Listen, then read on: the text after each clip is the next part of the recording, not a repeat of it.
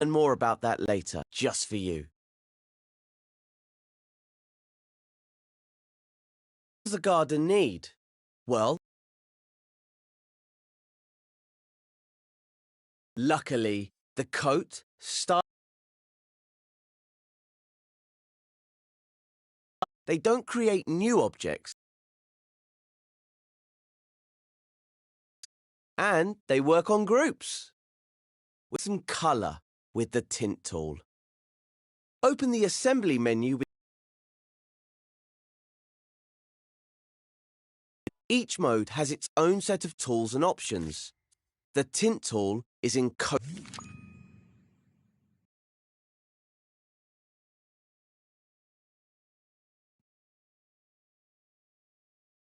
mode. It has an icon that looks like a pot of paint being spilled. Select it by pressing the X button. As you can see, the assembly menu has now been replaced with the coat menu. In the top row, you'll find options and helpers. Along the bottom, you'll find the tools. Now, which colour to use? Open the Colours menu in the top row of icons. These are colour groups. You can expand a colour group with X from. I'm going to find a green for the foliage, but if green's not your thing, you can experiment. Is the menu too long? You can scroll it by grabbing it with R2. Pick a shade, or if you fancy a more painterly or organic look, choose the tumbler colour at the end of the group. That will apply a random shade that changes as you work. When you've chosen a colour, you're ready to go to the next step.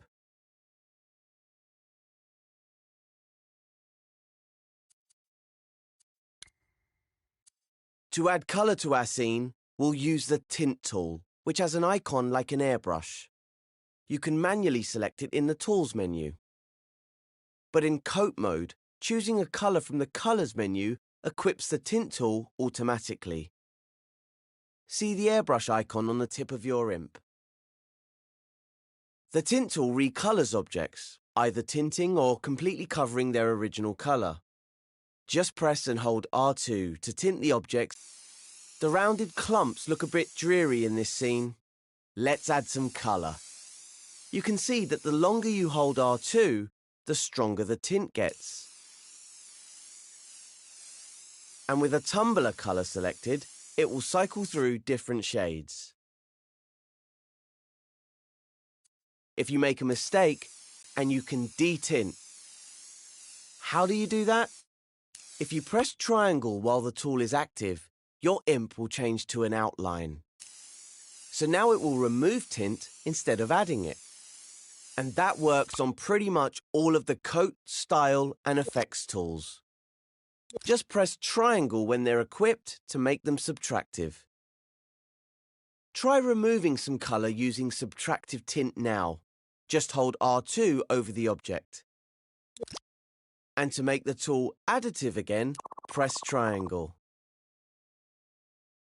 Now that you've got to grips with that, you can colour in the whole scene with the tint tool. Go wild! Use different colours to tint the path, rocks, river, grass, trees, and the little cottage. The Colours menu has all the colours you need. Just open a colour group and pick a shade, or the tumbler colour. Take some time to colour your scene. When you're done, move on to the next step.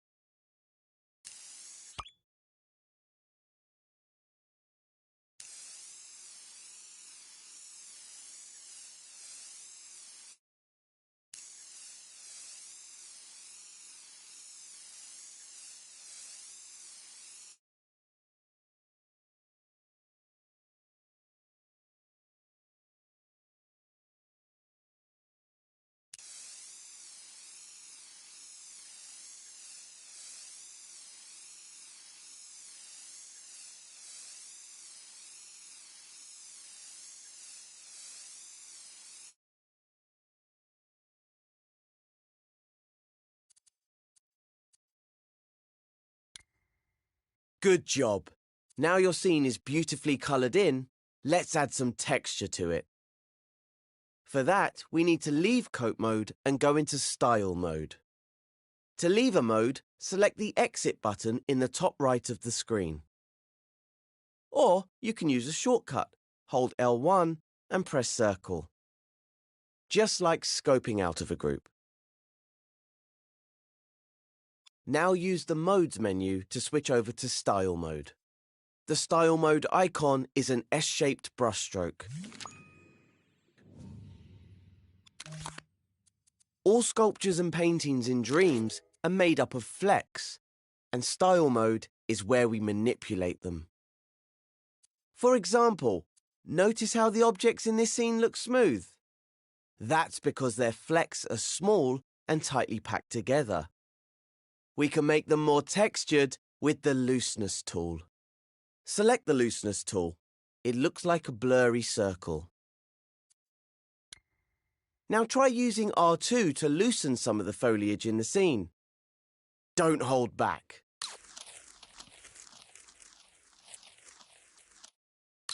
As you can see, loosening sculptures and paintings means their flecks become more obvious. If you think they're getting too loose, press triangle to make the tools subtractive and tighten them up again with R2. Or you can just use the left directional button to undo. Don't forget to loosen up the river too. Proceed to the next step.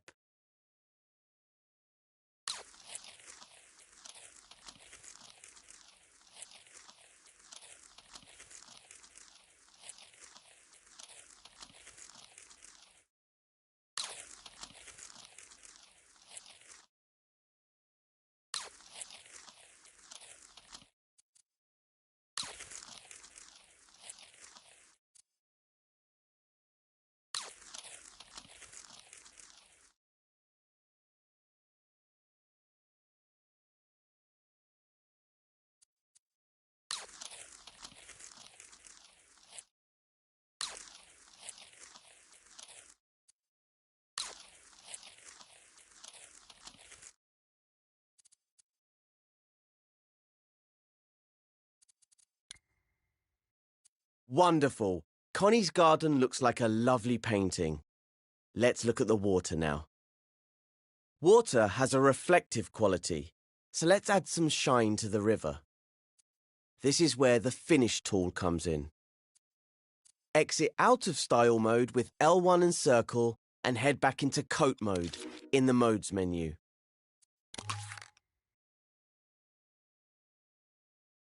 Next to the Colours menu in Coat mode, you'll find the Finishes menu.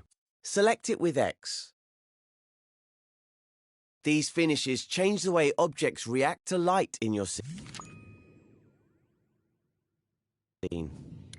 Using finishes, you can make objects shiny, rough, metallic, or even translucent.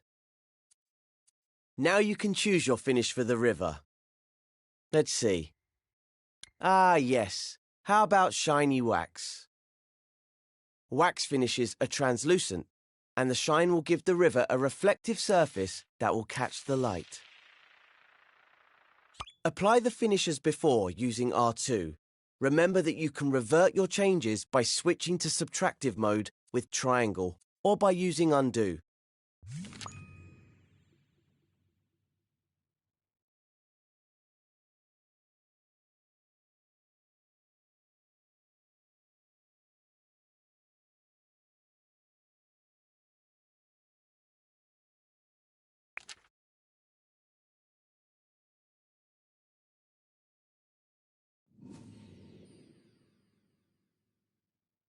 Try editing the finish on other groups and objects in the scene.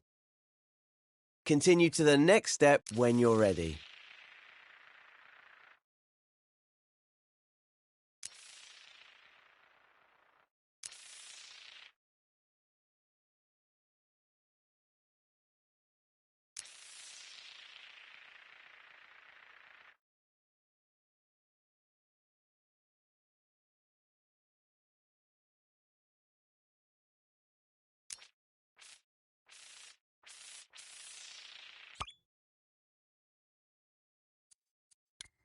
Our river looks nice and shiny now, but something's missing. It doesn't flow like water does. But there's a magical tool for that in effects mode. It's called the flow tool. Leave coat mode if you haven't already, and enter effects mode. The effects mode icon has some twinkly stars on it. Alongside the flow tool, you'll notice other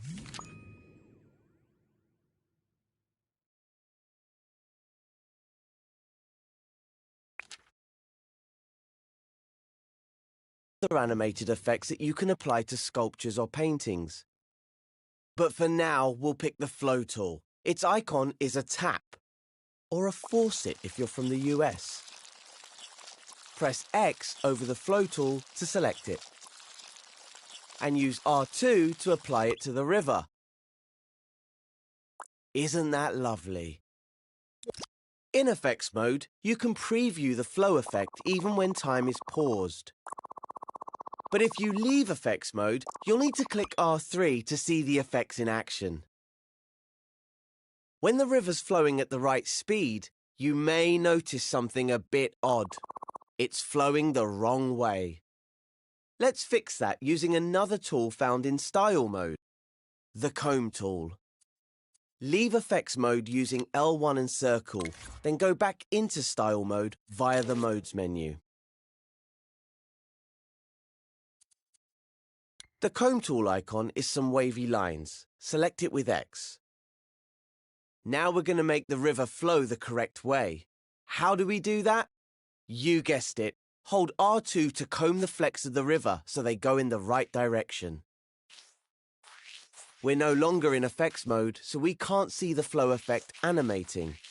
But just click R3 to start time, and you'll be able to see it again. The key is to move your imp in the direction you'd like the flecks to flow. A bit like you're combing the river's hair. Very stylish. Let go of R2 when you're happy with the flow direction. And now you can see the river is going the correct way. But if it isn't, just undo and try again.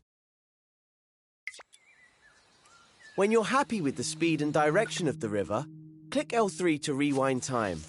Then it's off to the next step.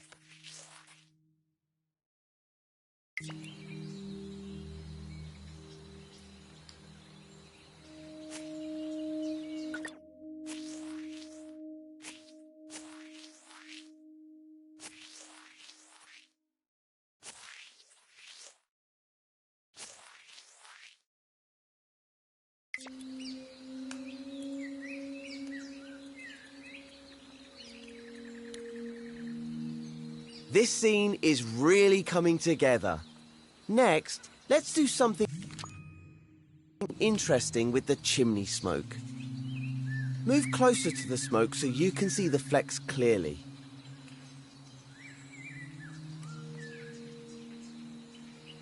These flecks don't look very smoky, do they? Let's change that. If you're not already in Style mode, head there now using the Modes menu. Open the Flex menu with X. It's the button in the center of the top row. Now choose a fleck that looks smoky. How about the dots fleck?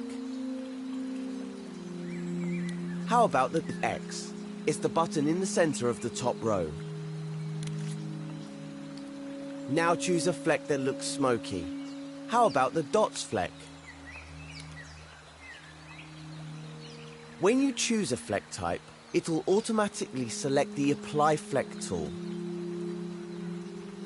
Now, hover your imp over the smoke and hold R2. The flecks will change. That's better. Let's inspect it now using the grab cam. Grab it with R1. And while you're grabbing, spin around it with the left or right stick.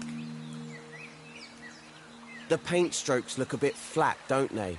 You can only see them well from certain angles. We can make it a bit more billowy and three-dimensional using the Impasto tool. In the Style menu, select the Impasto tool then hold R2 to apply it to the smoke.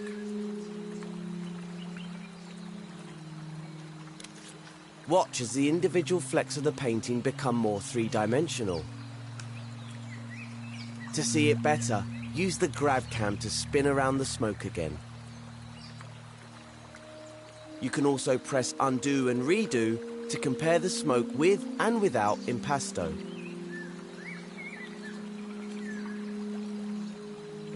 Now that you've mastered impasto, the last style tool we're going to use is the ruffle tool. The other two directions, impasto, around the smoke again. You can also press undo and redo to compare the smoke with and without impasto. Around the smoke individual, then hold R2 to apply it to the smoke. Watch as the individual flecks of the painting become more three-dimensional. To see it better, use the grab cam to spin around the smoke again. You can also press undo and redo to compare the smoke with and without impasto.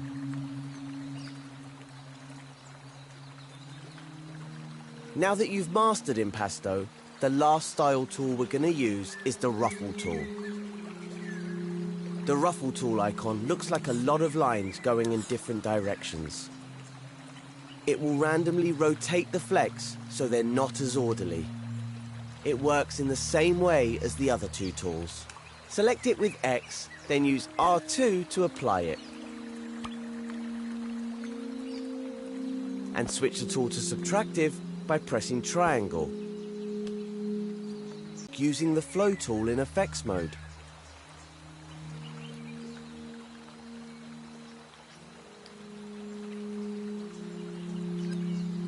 When you're happy, go to the next step of the tutorial.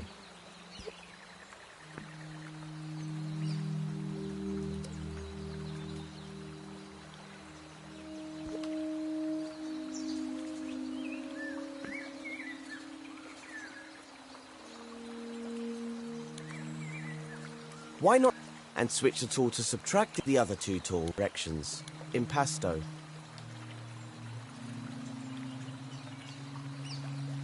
Now that you've mastered impasto, the last style tool we're going to use is the ruffle tool. The ruffle tool icon looks like a lot of lines going in different directions. It will randomly rotate the flecks so they're not as orderly. And switch the tool to subtractive by pressing triangle. Ruffle makes quite a difference, doesn't it? Why not see if you can animate the smoke using the flow tool in effects mode?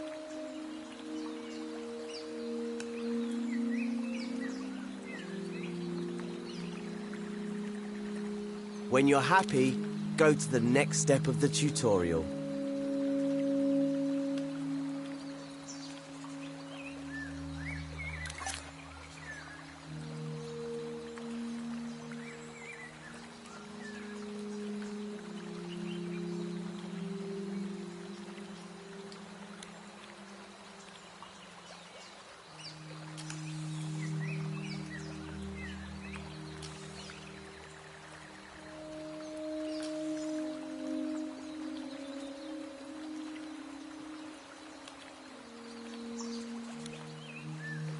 Why not see if you can animate the smoke using the flow tool in effects mode?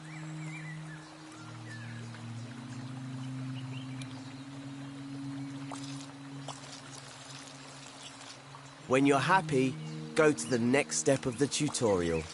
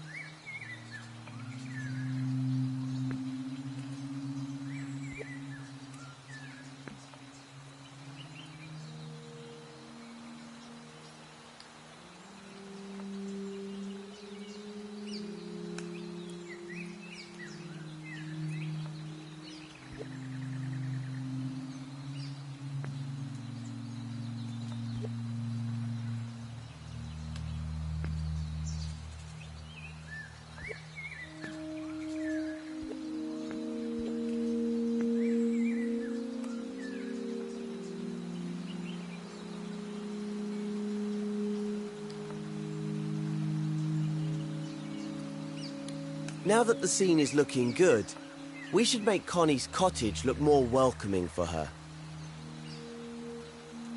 We can do that using something called the Glow tool. So head back to the Modes menu and into Coat mode.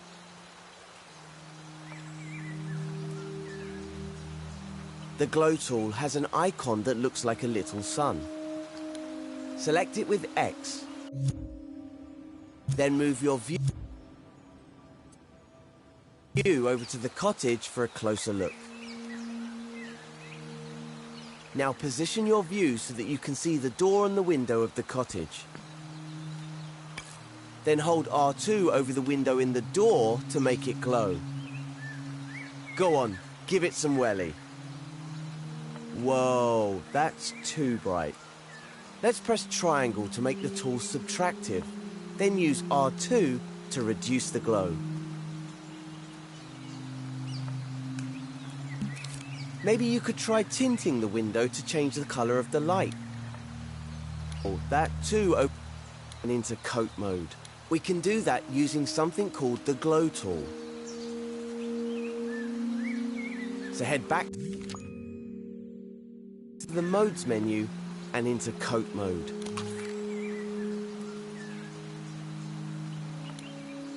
The Glow tool has an icon that looks like a little sun. Select it with X, then move your view over to the cottage for a closer look. Now position your view so that you can see the door and the window of the cottage. Then hold R2 over the window in the door to make it glow. Go on, give it some welly. Whoa, that's too bright. Let's press triangle to make the tool subtractive. Then use R2 to reduce the glow. Maybe you could try tinting the window to change the color of the light. See what you think.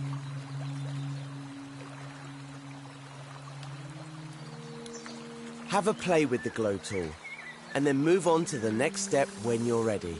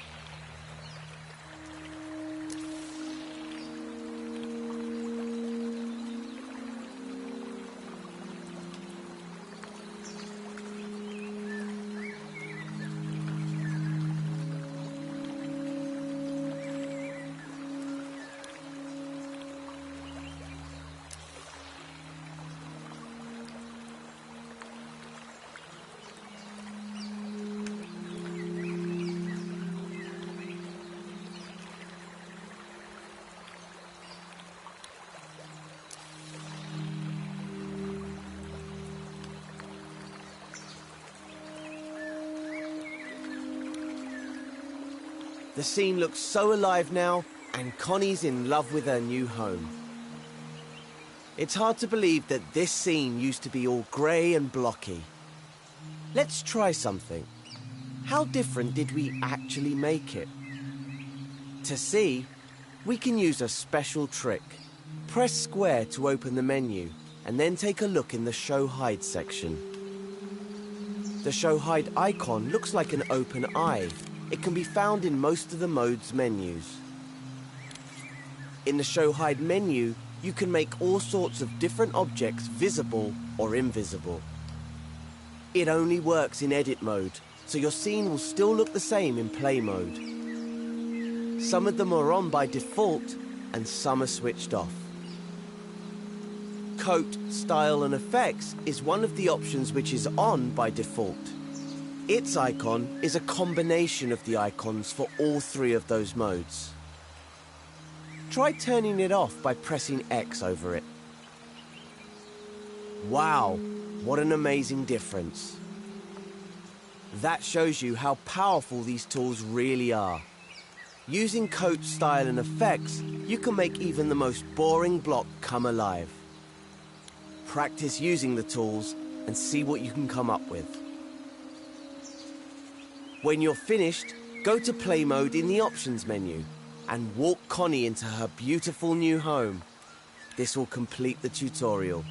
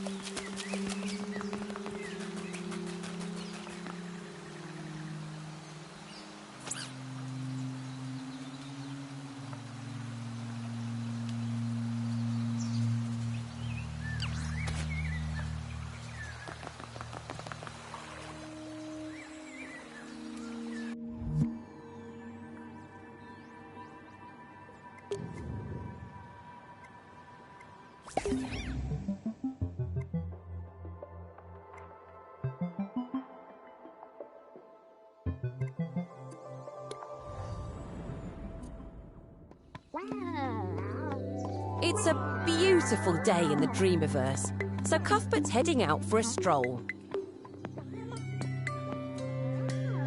It's a hard life being a cube.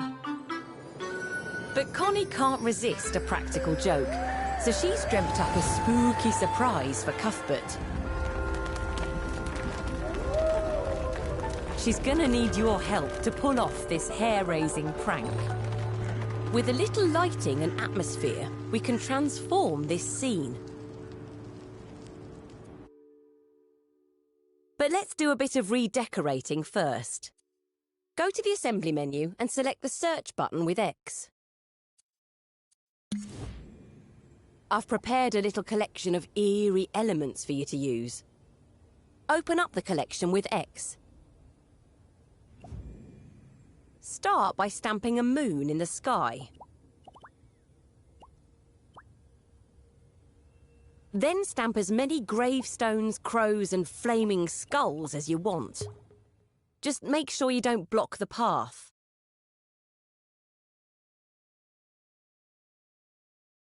And don't stamp any spooky doors. We won't need one until later on.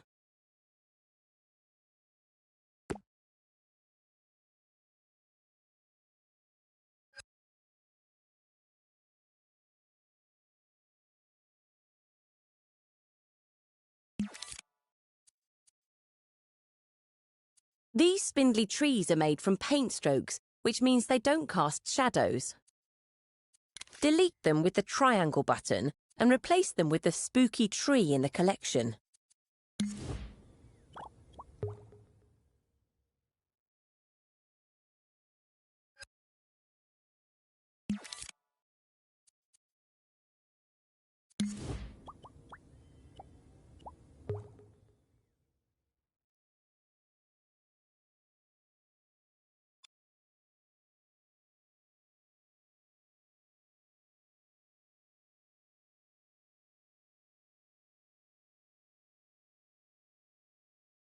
Once you're happy with the spook levels, move on to the next step, where I'll show you how to change the lighting in the scene.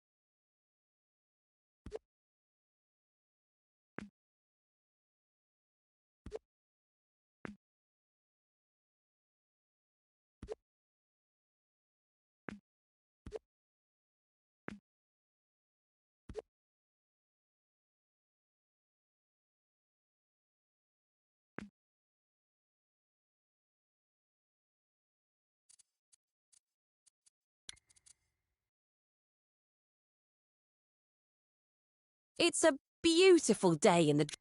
But Connie can't atmosphere. We can transform this scene.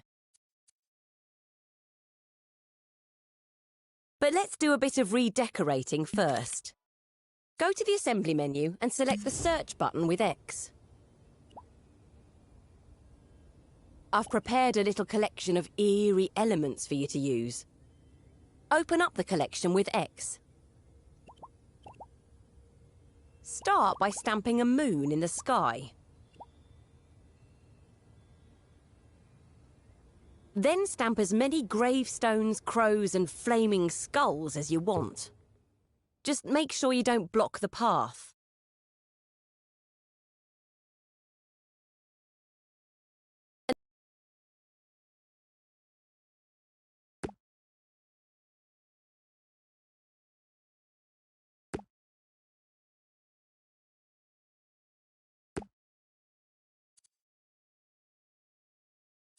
These spindly trees are made from paint strokes, which means they don't cast shadows. Delete them with the triangle button and replace them with the spooky tree in the collection.